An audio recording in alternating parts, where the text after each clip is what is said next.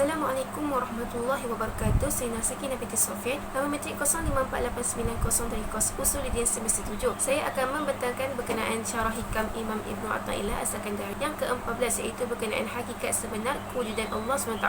Terlebih dahulu saya akan membacakan hikam yang ke-14. Kata Imam Athaillah As-Sakandari, Al-kawnu kulluhu zulumatun wa innama anarahu zuhurul haqqi fihi faman ra'a kawna wa lam yushahidu fihi aw 'indahu أو قبله أو بعده فقد أعوزه وجود الأنوار وهجبت عنه شموس معارف بسحوب الآثار. Kata Syekh Imam Ibnu Athaillah As-Sakandari, Al-kawnu kulluhu zulumatun, alam ini semuanya berada dalam kegelapan. Wa innama anarahu zuhurul haqqi fihi, dia menerangi kewujudan alam ini ialah zahirnya atau wujudnya al-haq, iaitu Allah SWT. فمن رأى كونه ولم يشاهده فيه أو عنده أو قبله أو بعده فقد أعوزه وجود الأنوار. Oleh sebab itu, bagi siapa yang melihat alam ini, jadi maksudkan dengan alam adalah kullu ma siwallah, setiap perkara yang selain daripada Allah, dan dia tidak melihat Allah SWT wujud dalam alam ini, ataupun tidak melihat kewujudan Allah di sisi alam ini, ataupun dia tidak melihat Allah sebelum melihat alam ini, ataupun tidak melihat Allah selepas alam ini, maka sesungguhnya telah terhalang atau terhijab daripadanya kewujudan cahaya Allah SWT. Wa hujibat anhu syumusu ma'arafi bisuhu bil asari, dan telah tertutup baginya matahari-matahari, iaitu cahaya ma'rifah, oleh sebab tebalnya awan-awan di alam ini. Syekh Ibnu Athaillah mensyarahkan bahawa yang dimaksudkan dalam hikam 14 ini adalah alam ini jika dilihat dari aspek diri dia sendiri, bukan zat Allah SWT, iaitu zat diri alam itu sendiri, maka dia sebenarnya adalah zulmah, yang merupakan satu kegelapan. Maksudnya merupakan satu ketiadaan ataupun tidak ada semata-mata. Melihat dari sudut hakikat diri alam itu sendiri, dia dianggap tidak ada sebenarnya kerana la wujuda lahu bizatihi, dia tidak boleh wujud dengan diri dia sendiri tanpa ada pencipta yang mewujudkannya. Oleh kerana itulah Syekh kata alam ini sebenarnya tiada semata-mata, dan yang adanya itu setelah Allah menciptakannya. Seterusnya, Syekh Imam Ibnu Athaillah mensyarahkan wa innama anarahu, dan yang dimaksudkan dengan menerangi ini adalah telah mengadakan atau telah menciptakan Allah SWT akan makhluk, atau Allah telah menzahirkan alam ini dan memperkenalkan alam ini kepada kita. Oleh sebab itulah adanya alam ini, dan kita dapat tahu bahawa alam ini ada. Sekiranya Allah mengadakan alam ini tapi Allah tidak memperkenalkan alam ini kepada kita, maka kita tidak akan tahu bahawa alam ini wujud. Seterusnya, Syekh Imam Ibnu Athaillah mensyarahkan kalimah zuhur.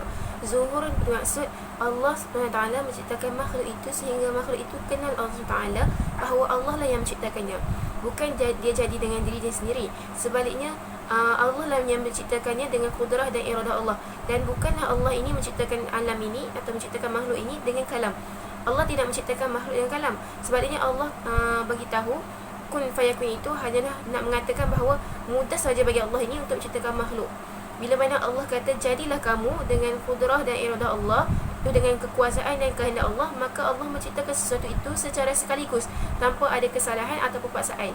Dan Allah juga maha berkuasa untuk meniadakan sesuatu perkara itu setelah dia mengadakan perkara itu. Seterusnya, Syekh Imam Ibnu Athaillah menyatakan kalimah syumum kepada ma'arif, yang membawa maksud makrifat ilmu-ilmu yang jelas kedudukannya untuk difahami sebagaimana jelasnya dibandingkan dengan cahaya matahari. Sebagai contoh, pelbagai ciptaan Allah yang menjadi penghalang kepada penglihatan mata hati seseorang itu kepada kebesaran dan keagungan Allah SWT, sebagaimana awan-awan yang banyak dan tebal menghalang pandangan seseorang itu untuk melihat kepada langit yang luas terbentang. Kemudiannya, kalimah syuhubul asar.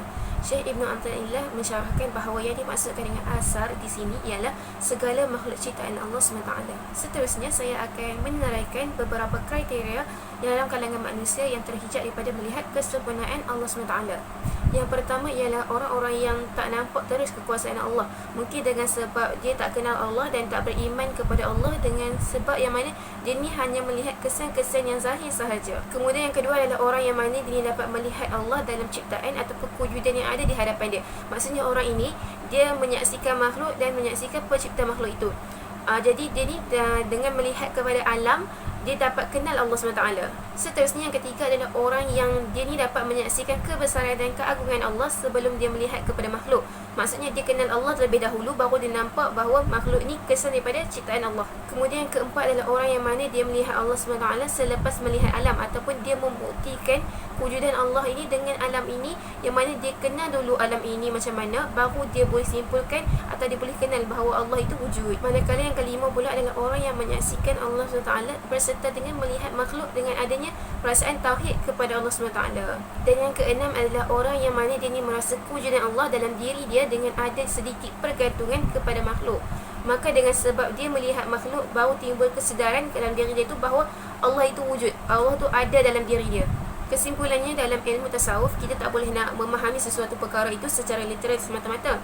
Sebaliknya, kita ni mestilah faham makna secara simbolik, iaitu secara terperinci, barulah kita dapat pastikan bahawa makna bagi sesuatu hikam itu tidak bercanggah dengan syarak. Oleh sebab itulah ulama tasawuf ataupun ulama sufi menerangkan satu hakikat tauhid kepada Allah mestilah bertepatan dengan kehendak akidah dan syarak yang sebenar, dan agar tak timbul salah faham dalam kalangan masyarakat dan dalam diri dia sendiri. Jadi asas utama yang perlu kita faham adalah makna simbolik, iaitu makna terperinci bagi satu perkara, dan tidak menterjemahkan satu perkara itu secara literal semata-mata, maksudnya secara umum semata-mata. Mestilah secara simbolik, iaitu secara terperinci, supaya kita dapat elakkan salah faham dalam akidah dan ilmu tauhid. Sekian itu sahaja daripada saya. Wabillahi taufiq wal hidayah. Assalamualaikum warahmatullahi wabarakatuh.